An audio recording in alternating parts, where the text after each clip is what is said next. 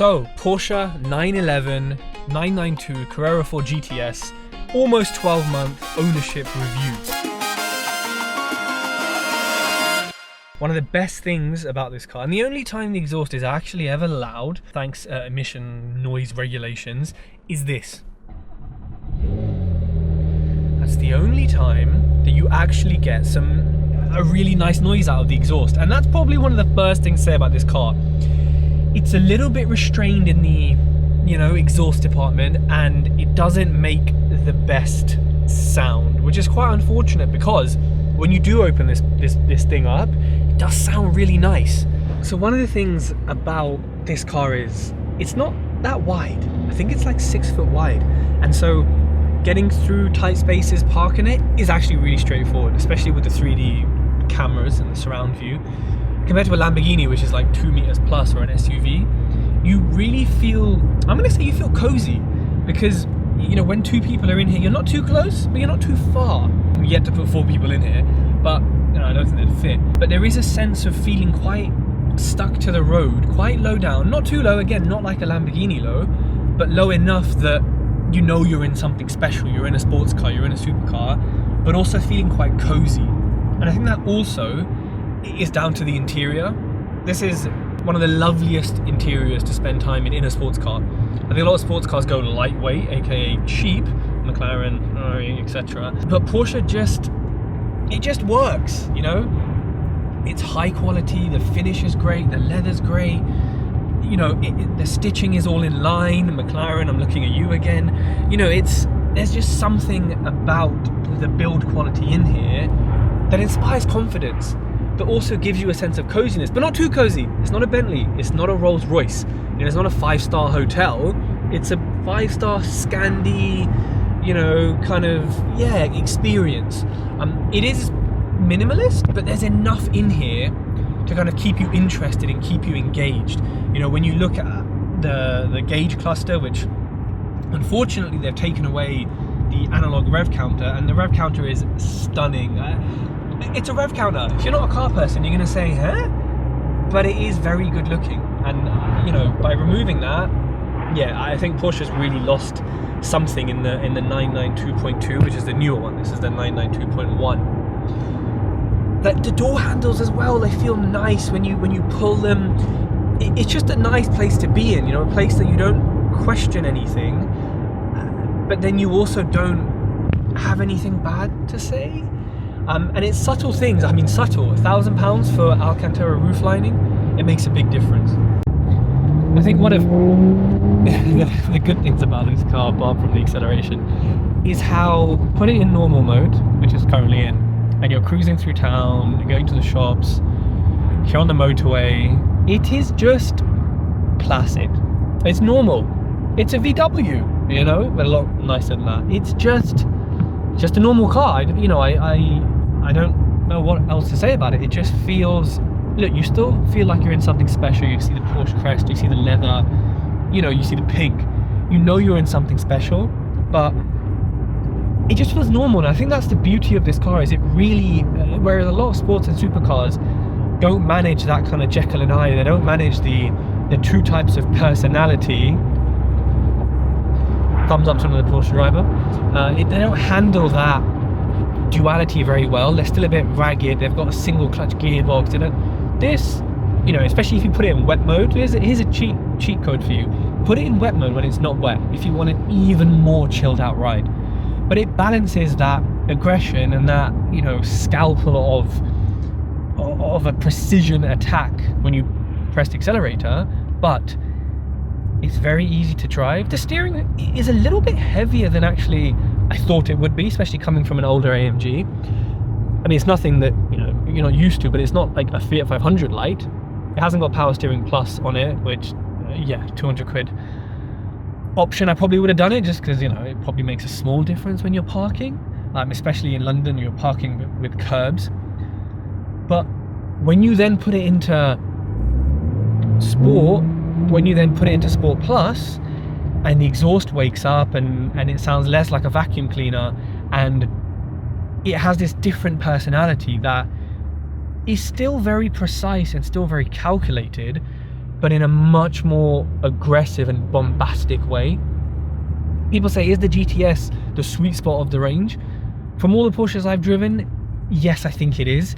I think it looks better than a turbo. I don't like the vent on a turbo. I don't like the aero on a turbo. I think this is a curvy, sexy, mature Porsche. I get the Turbo S, you pay that much money, you want to have that look from it, but I think this just looks so much more svelte, so much more classy than the turbo, which for me means the exterior is a tick. Is it underpowered? Honestly, after driving a Turbo S on the Porsche Silverstone experience, yes, I think it is. People say, oh, you can never use the turbo on the road. I don't know where you live, but you can. But unfortunately, you know, look, if this wasn't a 2024 car, you could just remap it, you put some new intercoolers on, new exhaust, and you're going to be as fast as a turbo. I know ES Motors in Milton Keynes do that all day long on these cars. So, you know, I wouldn't say it's underpowered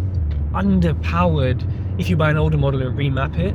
I think if you did buy a new model and you weren't going to edit it, depending on where and how you drive, you might think it's not powerful enough, especially for the price. This retails new about 170 grand, you know. And so that is one of my, not concerns, but something that I look at and I think about, and I you know, when I put my foot down, yeah, it does throw you back, but I don't think it's going to hold you up against the seat like a Turbo S does, if you've seen those TikToks.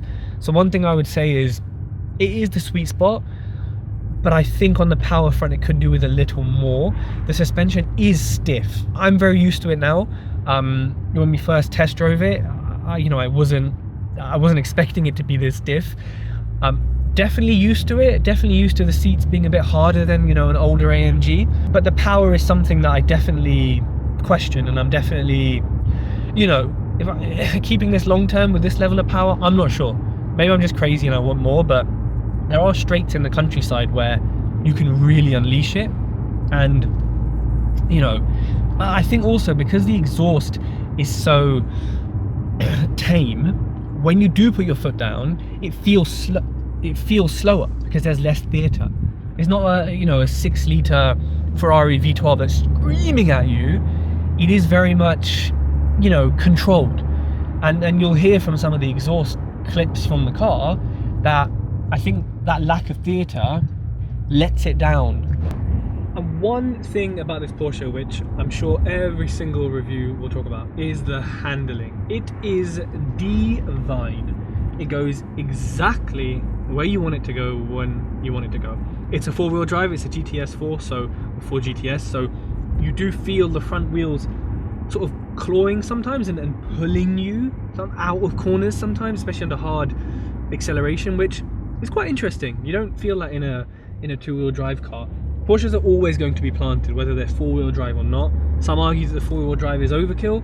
I think depending on the tyres, I think depending on the conditions, which the UK, apart from today, is rainy and cold, I just think having a 4-wheel drive in an expensive car really helps. I don't know why Ferraris don't have 4-wheel drive more, because it would really help some traction in those cars. So when you're accelerating around corners, you can take those corners very quickly.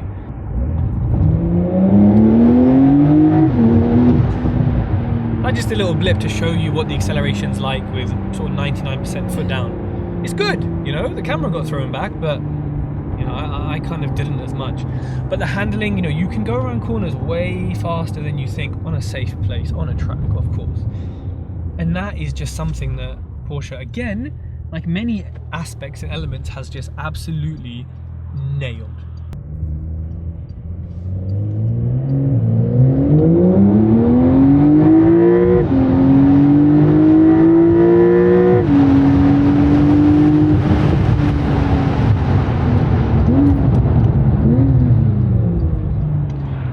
Cameraman was asking earlier about the brakes. Well, there was a demonstration. Now, because this has the brakes from the turbo, much bigger, stronger stopping power, you notice it. From driving a normal Carrera, I drove a Carrera S, you notice the stopping power here and you need it.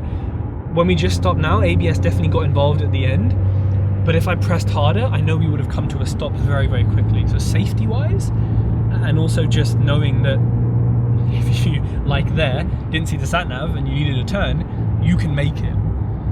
So in terms of, you know, my recommendation, would I advise you to buy a Carrera 4 GTS? You know what, for the money, what else can you get? You can get a lot, to be fair. You really can get a lot. But in terms of value for money, and also the strength of depreciation or maintaining value, this is, I mean, I got a very good deal. Thanks Porsche Centre Highwick, and thanks Luke and the team there at first. But it has maintained a big chunk of its value. And that is reflected in your finance plan as well if you're getting finance, because, you know, they will give you potentially a better deal, a better residual, etc., etc. So something to think about that people don't realize is the finance will obviously, you know, give you an offer, give you sums. Oh, this is the worst exit, based on, you know, the strength of appreciation or depreciation of your car.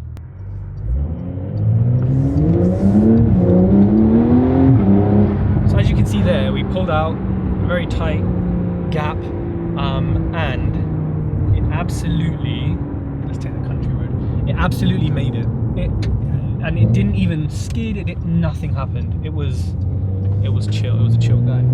So do I recommend you buy one? Look, if you want the ultimate 911, then obviously go for a Turbo S. If you want what I agree with every single cliched review is the sweet spot of the range, then go for this. But you really need to be specific and check the options, because without certain options in here, this interior would be pretty drab. Obviously, it being a GTS, it comes with sports design pack outside and a bunch of other features, but really be careful on the spec. And do I recommend the Burmester sound system? Yes.